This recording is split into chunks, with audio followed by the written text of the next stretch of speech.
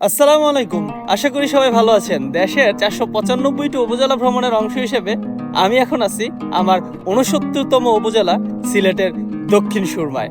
তো চলেন শুরু করি। দক্ষিণ সুরমা সিলেটের একটি নবগঠিত উপজেলা। সিলেট শহর সুরমা নদীর তীরে অবস্থিত, আর এই সুরমা নদীর ঠিক দক্ষিণ দিকে অবস্থিত এই উপজেলাটি, আর এ কারণেই এর নামকরণ করা হয় দক্ষিণ সুরমা। মূলত সিলেট সদর উপজেলার 9টি ইউনিয়ন নিয়ে 2005 সালে এই উপজেলাটি গঠিত হয়, আর এ কারণে সিলেট বিভাগের অনেক গুরুত্বপূর্ণ অফিস রয়েছে এই উপজেলায়। ঢাকা থেকে আপনি বাস বা ট্রেন যেভাবেই আসেন না কেন, এখানে এই উপজেলা পার হয়েই যেতে হবে সিলেট সদরে। অসংখ্য গুণী ব্যক্তির জন্ম এই উপজেলায়। বাংলাদেশ জাতীয়তাবাদী দল বিএনপির ভারপ্রাপ্ত চেয়ারম্যান তারেক রহমানের শ্বশুরবাড়িও কিন্তু এই এলাকায়। আজকের ভিডিওতে সেরকমই কয়েকটি জায়গা ঘুরে দেখার চেষ্টা করব। ভিডিওটি ভালো লাগলে সাবস্ক্রাইব করতে ভুলবেন না। সিলেট শহর থেকে দক্ষিণ সুরমা উপজেলার দূরত্ব খুবই কম। সিলেটের হুমায়ুন রশিদ চত্বর থেকে অটো বা সিএনজিতে এখানে আসা যায়। সময় লাগে মাত্র 10 মিনিটের মতো। ট্রেনে যাওয়ার সময় সিলেট স্টেশনে পৌঁছার মিনিট 10 আগে দেখবেন ট্রেন একটি রাস্তার পাশ দিয়ে যাচ্ছে, আর এই রাস্তাটি হচ্ছে সিলেট থেকে দক্ষিণ সুরমা উপজেলায় আসার রাস্তা। সিলেটের হুমায়ুন রশিদ চত্বরের পাশে চণ্ডীরপুল পয়েন্ট থেকে একটি অটোতে উঠে গেলাম, আর এই উপজেলায় আমার প্রথম গন্তব্য হবে সিলামবাজার। আমার পিছনে যেটি দেখতে পাচ্ছেন, এটি কিন্তু কোনো জমিদার বাড়ি নয়। এই দক্ষিণ সুরমা উপজেলায় ঘুরতে এসে আমি খোঁজ পেয়ে গেলাম এমন একটি জায়গার, যেটি আসলে প্রাচীনত্বের ভিড়ে নতুনত্বের একটি মিশেল রয়েছে। এটা মূলত একটা পার্ক রিসোর্ট, যেটা সিলামবাজারের পাশে অবস্থিত। তবে স্থানীয়দের কাছে এটি ঠাকুরবাড়ি নামে পরিচিত। এখানে আসার প্রধান কারণ হচ্ছে এটি এই উপজেলার খুবই জনপ্রিয় একটি বিনোদন কেন্দ্র। আর এই পার্ক বা রিসোর্টটি প্রথম দেখায় আমার কাছে মনে হয়েছে হয়তো কোনো পুরাতন জমিদার বাড়ি সংস্কার করে এটি বানানো হয়েছে।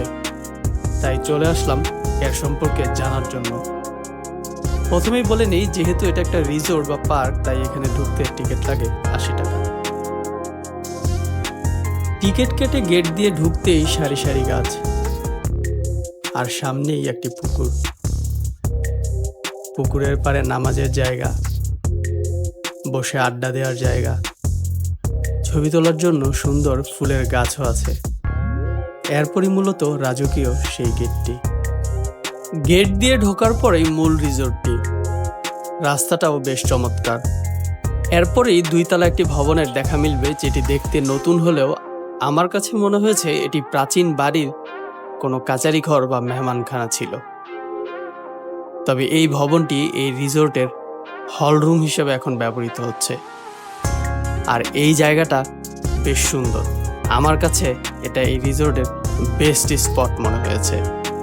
এরপরেই মূলত তাদের রুমগুলো। আর এই রুমগুলো প্রথম দেখায় মনে হবে হয়তো কোনো জমিদার আমলের ভবন, কারণ সিলেট অঞ্চলে প্রাচীন জমিদারি ভবনগুলো বানানো হতো কাঠ আর টিন দিয়ে।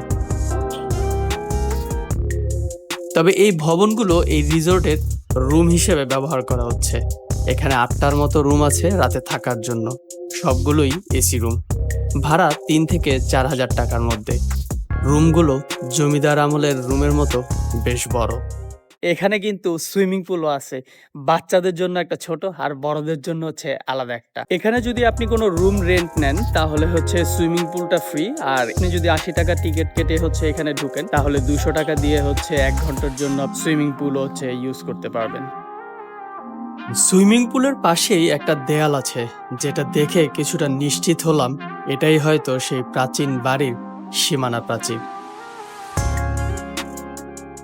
এই রিজেন্ট পার্ক থেকে বের হয়ে এখন আমার পরবর্তী গন্তব্য হবে দক্ষিণ সুরমা উপজেলার এরকম আরেকটি প্রাচীন স্থাপনার দিকে। রিসোর্টটা রাস্তার পাশে হওয়াতে গেট দিয়ে বের হতেই একটা সিএনজি পেয়ে গেলাম।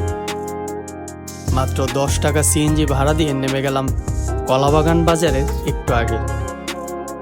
আর এখানে আছে একটি প্রাচীন জমিদার বাড়ি, যেটি আবার বিএনপির তারেক রহমানের শ্বশুরবাড়ি নামে লোকমুখে পরিচিত। গেট যদিও বন্ধ থাকে তবুও কোনোভাবে চেষ্টা করে ঢুকে পড়লাম ভিতরে। আমার ঠিক পিছনে দূরে যে বাড়িটি দেখা যাচ্ছে, এই বাড়িটি হচ্ছে বাংলাদেশের সাবেক বিমান বাহিনীর প্রধান রিয়ার অ্যাডমিরাল মাহবুব আলী খানের বাড়ি। আর এই মাহবুব আলী খানই হচ্ছেন জোবাইদা রহমানের পিতা বা তারেক রহমানের শ্বশুর। তবে এই বাড়ির ইতিহাস কিন্তু এই পর্যন্তই সীমাবদ্ধ নয়।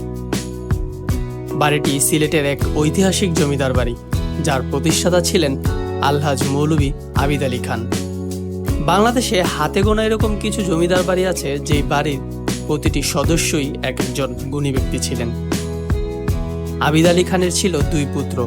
বড় ছেলে আসাদুর আলী খান ছিলেন ব্রিটিশ ভারতের আসাম প্রদেশের প্রথম সিভিল সার্জন, আর ছোট ছেলে গজনফর আলী খান ছিলেন ব্রিটিশ ভারতের 4র্থ মুসলিম আইসিএস অফিসার।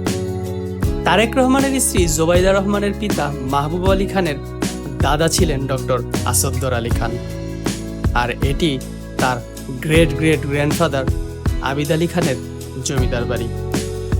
স্থানীয় মানুষজন একে কমিশনার বাড়ি, আবার কেউ কেউ ডাক্তার বাড়ি বলেও ডাকে। বাড়িটির উপরে লেখা রয়েছে রাহাত মঞ্জিল এবং স্থাপিত 1933 সাল। তবে এই রাহাত যে কে সেটা আমার পক্ষে জানা সম্ভব হয়নি। আপনারা জেনে থাকলে কমেন্ট করতে পারেন। সিলেট অঞ্চলের প্রাচীন জমিদার বাড়িগুলো যেমন কাঠ আর টিনের তৈরি হয়, এই বাড়িটিও ঠিক সেরকমই। তবে ভেতরে ঢোকা গেল না, কারণ তালাবদ্ধ ছিল। সামনের দিকে বারান্দার মতো একটা বিশাল জায়গা, সামনেই রয়েছে বিশাল এক দিঘি। গাছের ছায়ায় দিঘির পাড়ে আড্ডা দিতেও খারাপ লাগার কথা না। পাশে এরকম আরো কয়েকটি ঘর দেখলাম, তবে এই বাড়িতে এখন যে কেউ থাকে না সেটা স্পষ্ট। এখান থেকে এখন বের হবার পালা।